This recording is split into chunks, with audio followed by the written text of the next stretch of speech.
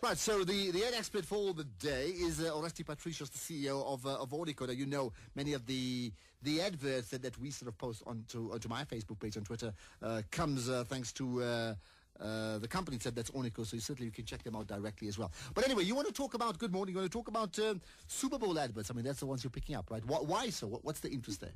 Well, I think there's a huge buzz around Super Bowl ads. I think we need our own Super Bowl ads during Pirates Chiefs games or the Nedbank Cup or whatever. Well, that would be really cool. Final tonight, by the way, yeah, absolutely, and I'll be there.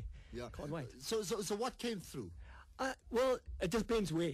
Okay, on Twitter, Tide and Taco Bell came through.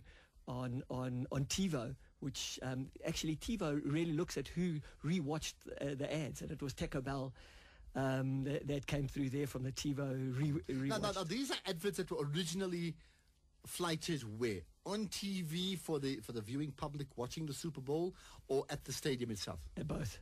It was the reality as it was that the viewing public was having a look at. And the interesting thing is how Twitter and the social media side of it kind of took off. There were 2.5 times more tweets during this Super Bowl than last year's Super Bowl. So the 30.6 million tweets during the Super Bowl. Wow, amazing. Which once again tells you that from an advertising point of view, you want people to watch the event, and people obviously pay for those adverts to be flighted there at the Super Bowl, or when I say Super Bowl or AFCON or whatever. But they must understand there's a bigger spin of value in terms of people watching the adverts, making connections with it on social media. Yeah, and the important thing, there was recall tested afterwards. There was 62% more recall when it was both television and social media, and 75% more opportunity to purchase. That were the stats. I've posted under Oresti. You'll find the adverts if you actually check it out on Twitter. Then I've also redone them on just with my name or retweeted them. But you can also check it up on my Facebook page as well. Some of the adverts that we are talking about. Let's then talk about the actual ads. I mean, so who are these companies and the association with Super Bowl? Well, I think. There's a lot of ads. Mercedes-Benz, obviously. I mean, they're also the sponsors of the actual Super Bowl. There's my favorite was Ram. Well, I had a couple of favorites actually. I think Ram was very emotional. I think the Audi was very emotional. I think the Taco was fantastic. Although it's a bit of a crib on those old Pepsi ads where the old people were kind of getting involved with the Pepsi. But and the other one was a Budweiser. I mean, I really liked those Budweiser ads. Those are the 4 or 5 ads that I really, really liked. And I mean, anything in particular in terms of the type of adverts flighted, meaning were they tailor-made for Super Bowl with a Super Bowl message, or in fact they were generic adverts that are just flighted during Super Bowl? Most of them were really generic. I mean, whether you look at the Taco Bell ads or the GoDaddy ones, that there was a huge controversy over the GoDaddy ones. I mean, it was never really... What is the controversy? Well, there was this kiss between one of the top models and a nerd, and I mean, they got the most amount of tweets, but they had the most amount of negative sentiment on it as well. It was and yuck factor. What is the reason? It was just yuck. It was feeling uncomfortable about that kiss. That was the whole conversation. So what did they do for the brand, that particular brand? Yeah, GoDaddy is always controversial at the end of the day. So I'm not so sure that it had complete negative. There was negative sentiment on it, but I think that brand will still flies. It flies. I mean, last year there was also controversy around GoDaddy, and yeah, they do controversial ads at the end of the day. So that's the way they roll. Mm-hmm. And in terms of using big name actors, actresses, other celebrities around these adverts, who do they use? Yeah, a lot of there was quite a lot of celebs around them.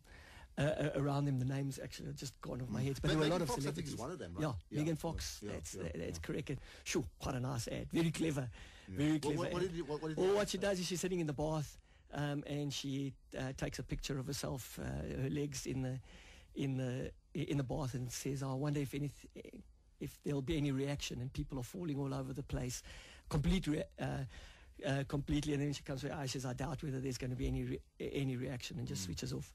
It was very clever. I thought it was funny. And that's the advert for who? That was the ad for Motorola. Okay, right. So that's interesting. Yeah, I saw that one. Indeed, yeah. So promoting again a mobile phone with its ability of taking good pictures and things like that. Absolutely. No, it was fun. It was really funny. It was. Did anything come through that surprised you?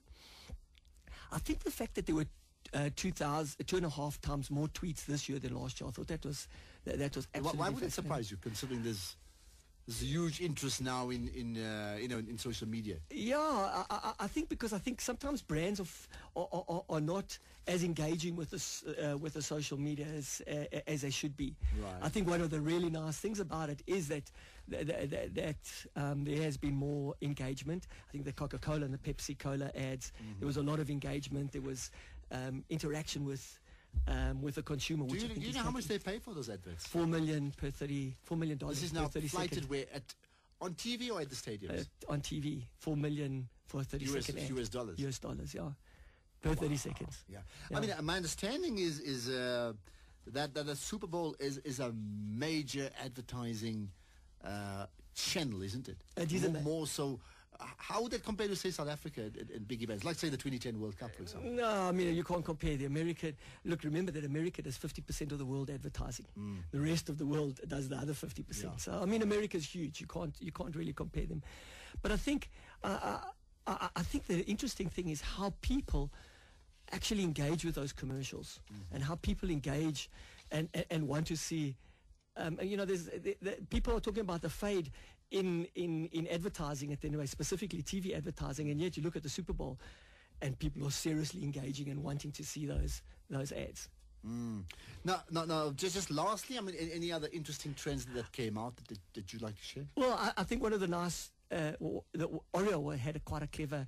There was a power outage during the third quarter. Yes, of course, right. Yeah, I mean, we complain about our power outages. But by the way, ironically, it was on the same day, I think if I've got it right, there was a power outage at a Man United Fulham game at Craven Cottage in England. Oh, really? And either the same day or the very next day. This happened, so in two big events around the world, yeah. But, okay. So but what I really liked was the Twitter campaign, which an Oreo campaign for Twitter, where Oreo turned around and said, well, you can still actually dunk Oreo in the dark. And I thought that was kind of quite clever and quite tactical, which I thought was kind obviously of clever. very, very quick in terms of because they need to be quick on the draw with that one. Absolutely. Right? And they were advertising during that, during the Super Bowl anyway. Yeah. All right, let's leave it at that. Thanks so much for your time. Oresti, thanks so much. Most appreciated. Ashraf, thank you. Always fun. Indeed. Yeah, an expert from the guys from Ornico and Basi Tali, my former producer, tweeting to say great show. Well, Tali, you should join us, come and say hi to us. Just a couple other things to talk